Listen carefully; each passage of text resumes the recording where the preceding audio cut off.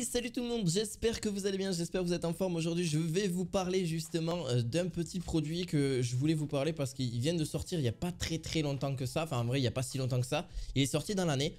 Donc en vrai c'est un mini PC avec la possibilité donc d'avoir quelque chose en gros comme si c'était limite, vraiment c'est assez incroyable.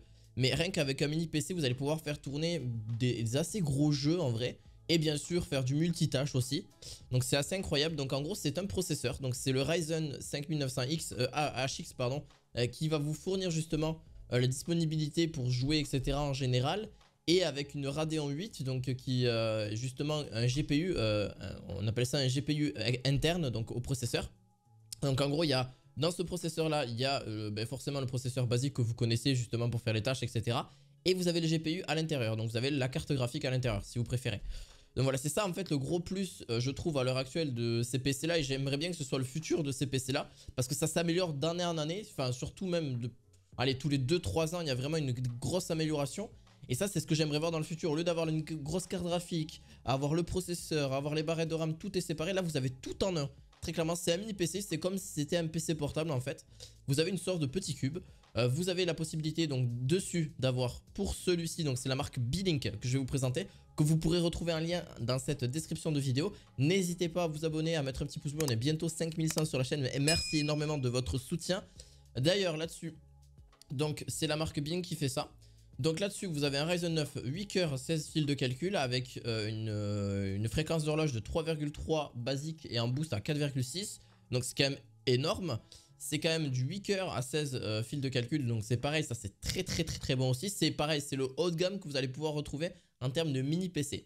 Vous avez 32 Go de RAM, il est supporté, donc là-dessus vous avez forcément port USB, donc à l'avant vous pourrez mettre un multiport USB si vous souhaitez, parce que là on en a qu'un.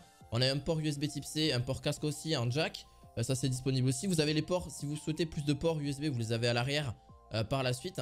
Donc vous en avez deux USB 3.0 et deux USB 2.0. Vous avez du DisplayPort en HDMI, donc vous pouvez connecter jusqu'à deux écrans. Ça c'est vraiment très bon aussi. Pareil, câble Ethernet, voilà, vous en avez deux ports, mais ça c'est pour du LAN je pense, mais vous pouvez en connecter un, ça suffit largement aussi. Par la suite, ouais, forcément vous avez le truc pour... vous avez même un microphone qui est donné avec, vous avez même un microphone, dites-vous que dans ce mini PC vous avez même un microphone, donc vous avez quasiment rien besoin. Vous avez tout en un en fait, vraiment vous avez tout en un, c'est ça qui est assez incroyable. J'avais déjà présenté les mini PC mais pas forcément d'une telle qualité et d'aussi haut de gamme, mais on n'est pas sur un prix excessivement cher. En vrai ça coûte le prix d'un PC normal, mais en même temps ce qui est un petit peu normal. On a en termes de stockage 500 Go en NVMe, c'est pour ça que c'est aussi petit, parce que justement les NVMe sont vraiment assez petits. On a 500 Go, ce qui est pas trop mal en vrai. Mais si vous souhaitez, après vous pouvez mettre un disque dur externe pour pouvoir mettre vos jeux, c'est pas un trop gros problème non plus. Mais sinon après vous pourrez augmenter le NVMe et mettre, au lieu de mettre 500 Go, peut-être mettre 1 ou 2 Tera, ça sera quand même plus adéquat peut-être plus tard. Mais forcément ça fait gonfler le prix aussi. Là on est sur 1099 €, ce que je trouve déjà très bien. Honnêtement vous avez du Wi-Fi aussi, donc il est équipé du Wi-Fi 6, donc quasiment la dernière génération de la Wi-Fi. Même si c'est le Wi-Fi 6E etc, mais là c'est vraiment une dernière génération. Donc vous allez pouvoir capter de très bons débits. Franchement j'ai très peu vraiment de retours négatifs à lui faire, parce que même niveau jeux vidéo, il marche extrêmement bien.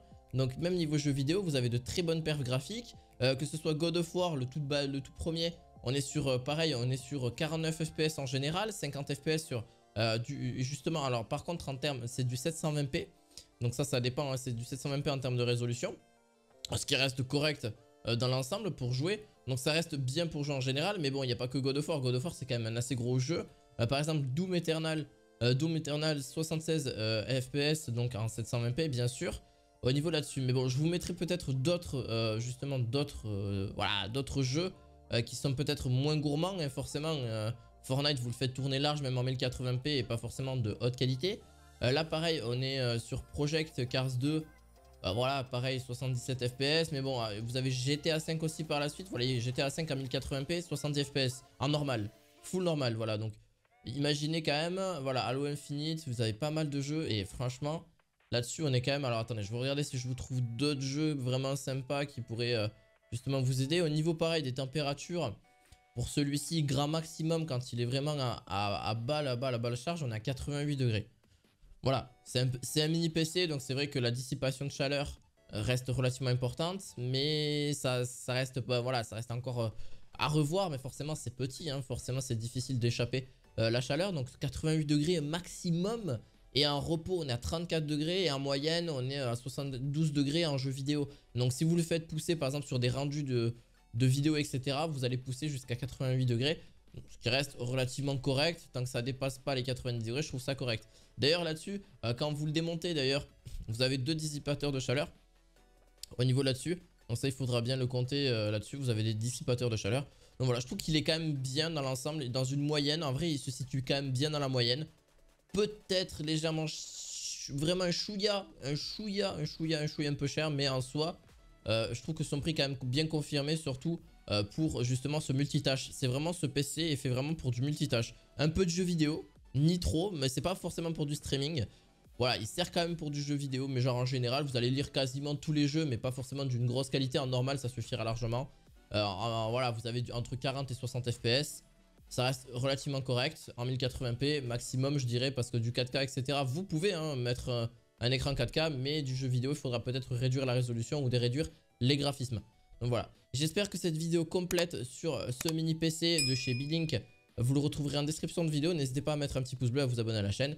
Et on se retrouve à la fois prochaine pour de nouvelles vidéos du code high-tech. À la fois prochaine, ciao ciao.